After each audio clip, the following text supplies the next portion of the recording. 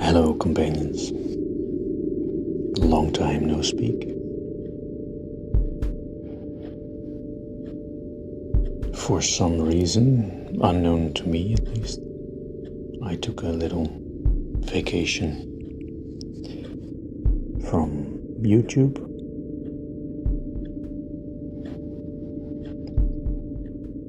And on a different channel, I started vlogging again because I was traveling. People wanted to know where I was. So I made this little vlog for my family, and then people started joining that. So now I have two channels, and one I didn't do anything with anymore. And I looked at it and I was like, oh yes, I was doing the meditations, and it may not look like a logical progression to you, but it does to me. So I found the next step and didn't do anything with it, but now I'm coming to more of a pause and had some time to program. So I made this one. And I'm going to be doing this one, or staring at this one, for 20 minutes a day myself. So what then usually happens is that I get a little irky, change it around, and at some point I stop changing, and that becomes number one. So this one's going to be number 0. I've also noticed that I relax quite well if somebody is speaking in a low urgency voice. Doesn't really matter what they're saying. And I think this might be a common human thing. So there's a lot of spiritual content out there on YouTube that provides this. But there's also the ASMR people that seem to be more free of the type of content. So I thought I'd experiment with that. And since I got some questions about me, about the way I meditate, the way, if it's even meditation, and I never really found the answer to that.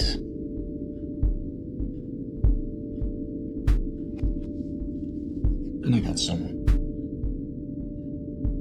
personal questions, and the answers surprised people a lot.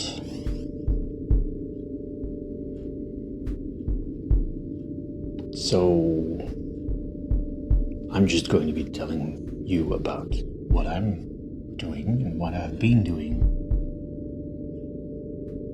Just tell the story.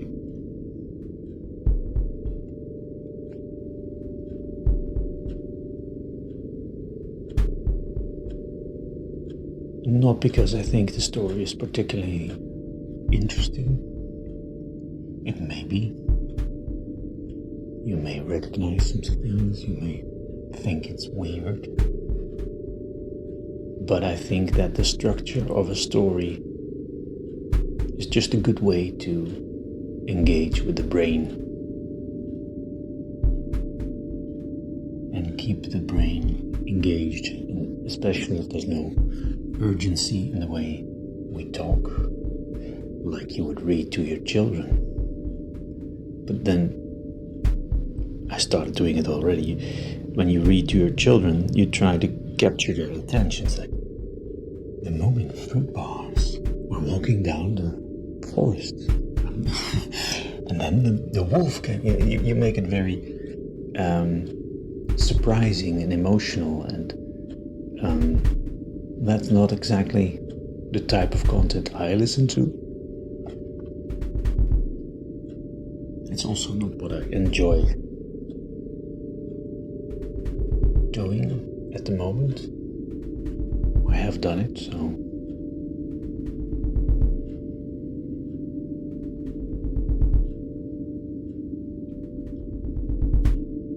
I used to be a voiceover artist. Well, artist is a big word. I used to do voiceovers professionally. So, I've done a lot of types of content.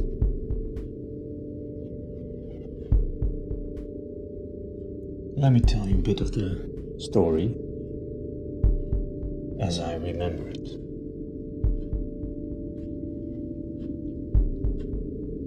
I was a IT nerd. Still am, probably.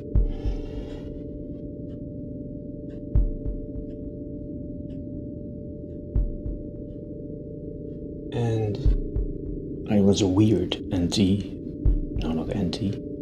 nerd because I made games.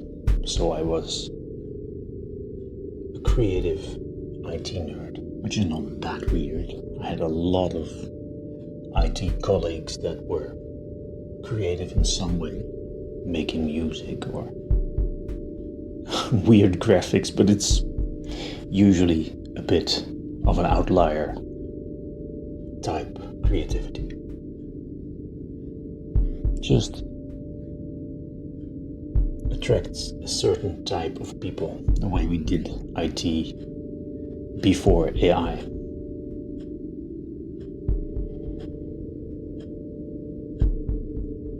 I got a computer when I was 9, so didn't really have a chance.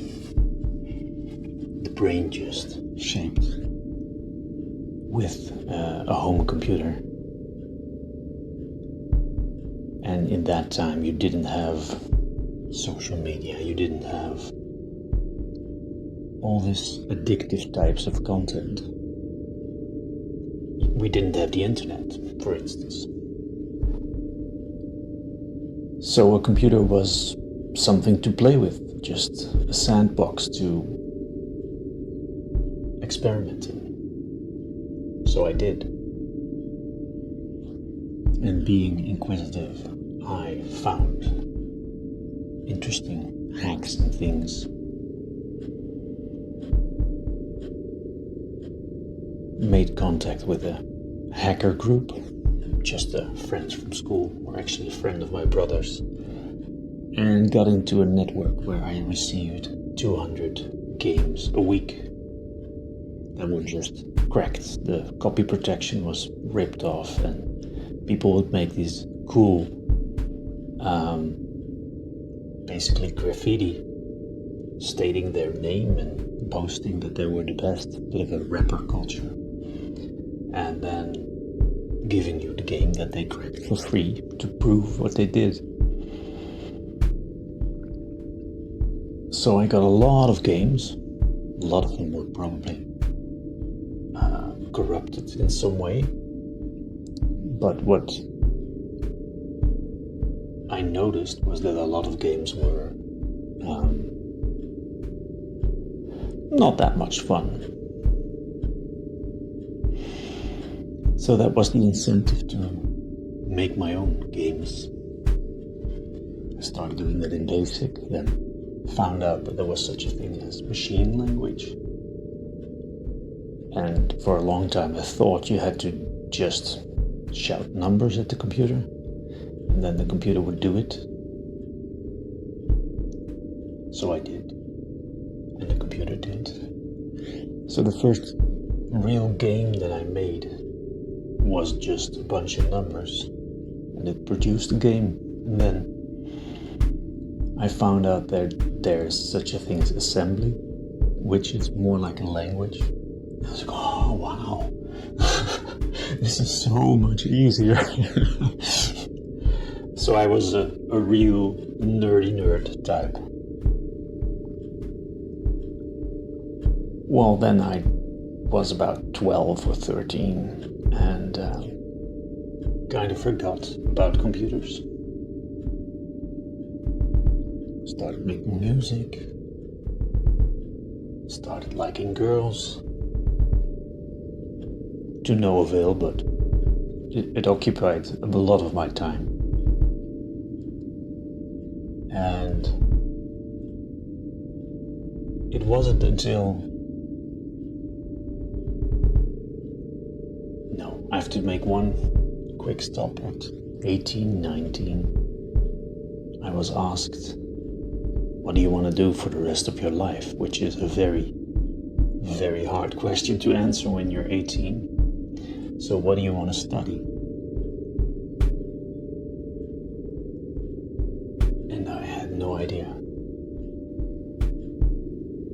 So then at some point my parents said, well, you were always good at computers. So shouldn't you study computers? We went to Eindhoven, which is a city in Holland, where there was a university for computer studies. And for some reason, the day I came onto campus just to check it out, everybody was wearing a suit. Everybody was carrying a suitcase, probably with a laptop, but it looked so businesslike and it looked so formal and so boring that I was like, I never went in, just the people. I was like, yeah, this is not my crowd. I'm not going to be happy here. So, not computers. What do you want to do for the rest of your life? Well, nothing. I have nothing that I wanted to do for the rest of my life. Oh, come on, there must be something that you like. Okay, what do you like? I like to watch cartoons. This was my life experience, watching cartoons. I loved it. Especially Looney Tunes and Roadrunner. Roadrunner was amazing.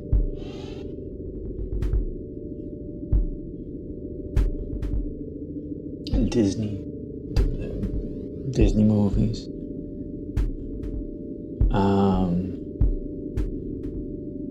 So my parents said, well, you could learn how to make cartoons. And I was like, well, that would be fun. They're always drawing, so go do that. And then at some point we discovered there was a study in Groningen that combined computers and animation. And that was the first one in Holland. And the only one in Holland. So I went there, had a 3-day masterclass to get a taste of what it was, and I loved it. We built 3D models and animated them, and yeah, it was fun. So I applied, but Minerva, which was the art academy, was very conservative at that point, and they wanted you to have a real art attitude before you were let in, even to do computer art, which is just a different thing. So I had to go through the whole normal process, create a portfolio and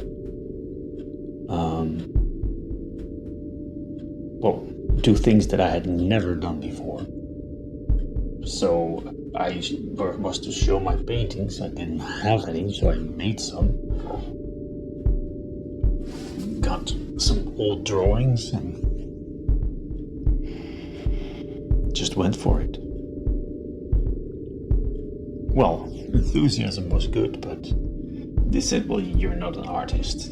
Well, maybe you could do illustration, maybe, but no, you're not an artist. Which was fine, but if you like drawing and somebody's telling you you're not an artist, well, that's not nice. So that literally made me sick. I got shingles, which is an old man's disease, and once the doctor identified it, he was like, well, you're not supposed to have that at 19. I'm like, yeah, okay. You told me it's shingles. So, and there's no cure or anything. You just have to be quiet, be in pain for 2 weeks, and maybe take a few painkillers and keep it dry. So I had 2 weeks of painkillers, which had an interesting effect on me.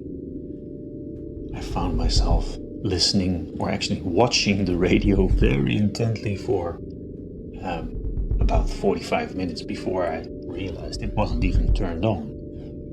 And it was radio, so watching it was probably not the most interesting thing. And that was just some kind of aspirin, I think. So medicine and me were not friends. The doctor couldn't do anything for me, told me I was weird medically, and sent me home basically. So I wasn't doing being sick right. I wasn't doing liking drawings or liking to draw. I wasn't doing that right. So I was pretty depressed for 2 weeks, and then I shook it off. I started searching again. Found another art academy in Utrecht that had just started the same kind of program. And I worked really hard on my portfolio and got in. So I was basically going to make animations.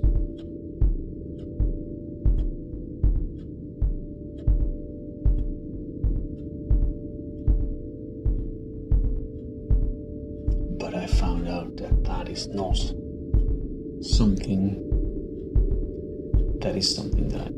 something that I wanted to do in the way that it existed. You could be an artist and live off grants and scrounge around, or you could apply to Disney basically and become what they call an in-betweener. So drawing the drawings between drawings. And if you're really, really good, then you could be a key animator. So you made the drawings that other people made drawings in between. But that wasn't direction. You had directors that wasn't doing music, which I liked because that was for the musicians. So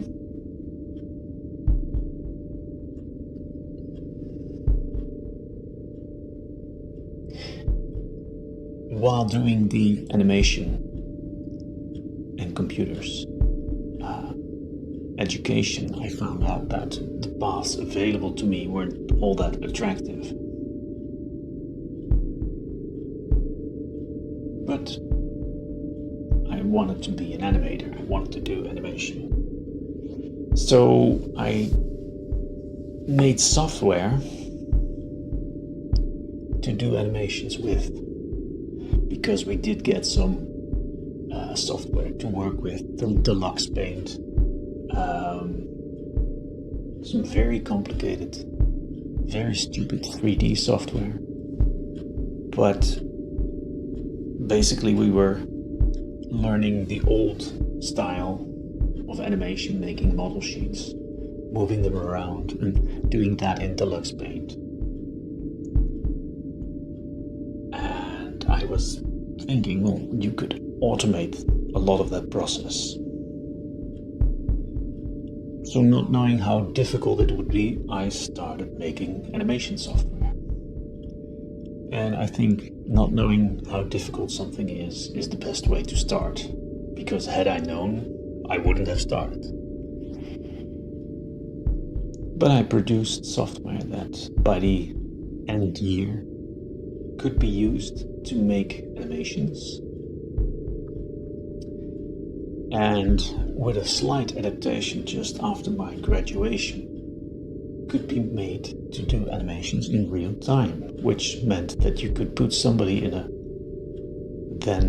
motion tracker, so flock of birds, I think it was called, hooked up to a supercomputer, and then you could do animation in real time, which was, this is 2000, amazing at the time. There wasn't even dedicated graphics cards yet, so amazing.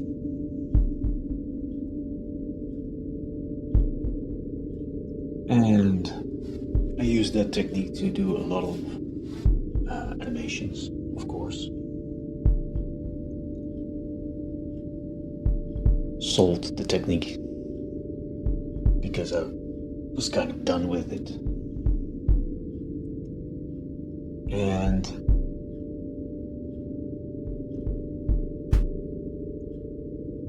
then I got into games, but I don't really remember how. Give me a moment.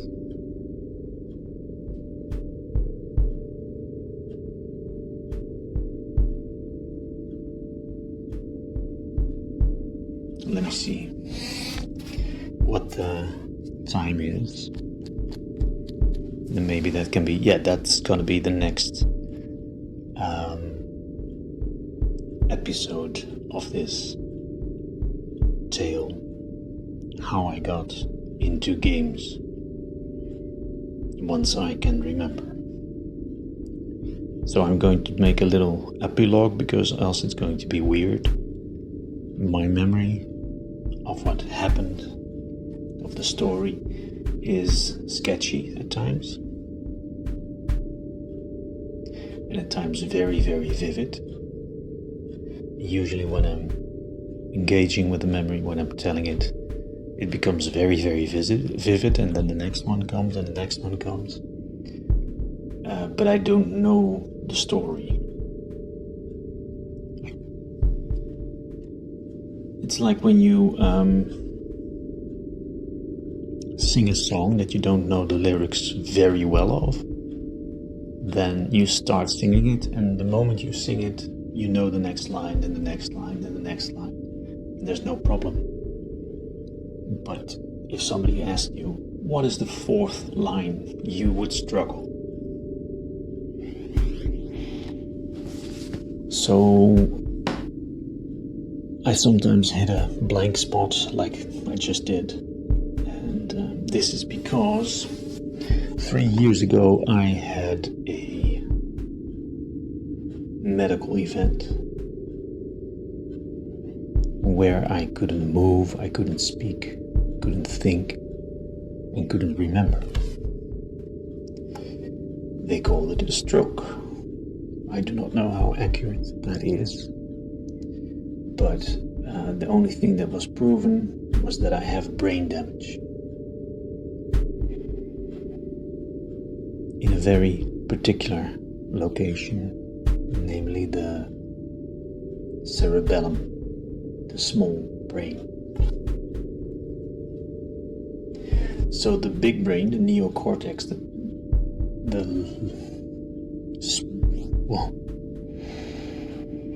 the part that contains personality, memory, higher functions,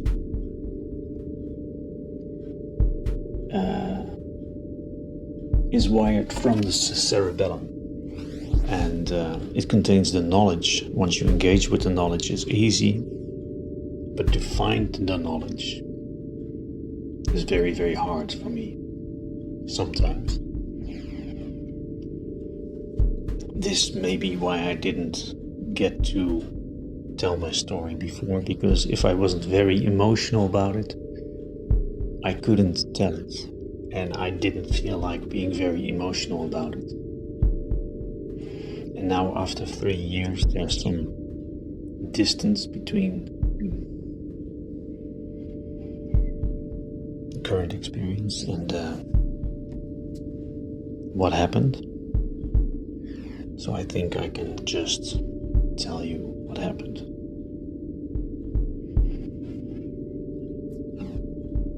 You may not want to hear it, but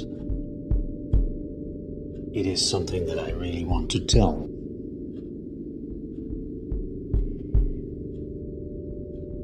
So I'm not trying to convince you of anything. I may be talking like that at some point because what I experienced was very, very weird, and I could only understand it after a while if I changed my thinking. And then everything made sense again. So at some point I might be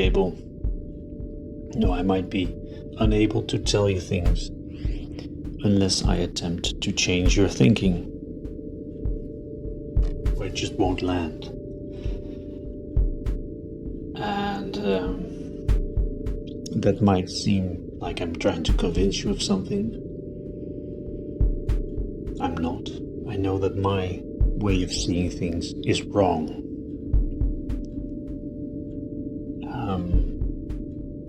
So is yours. So is everybody's. But it's good to show people what you see so that you can combine perspectives and learn something new. So I'm going to lean into the perspective that I had at that point and tell you the conclusions that I drew at that point that still determine a lot of what I do and what I experience in this moment. So, next time I will tell you, I don't remember already but I can, I'll revisit this, I'll play it, and then I'll remember what I need to tell you, find out what it was, and I'll tell you. My brain works a little different these days, and I have learned to cope with that. So, I hope you had a nice meditation, and that the story was able to keep your attention just enough. Nothing very inspiring or triggering, but just enough to be alongside the story. And if it was like that for you, then I'll see you next time. Thank you for joining in.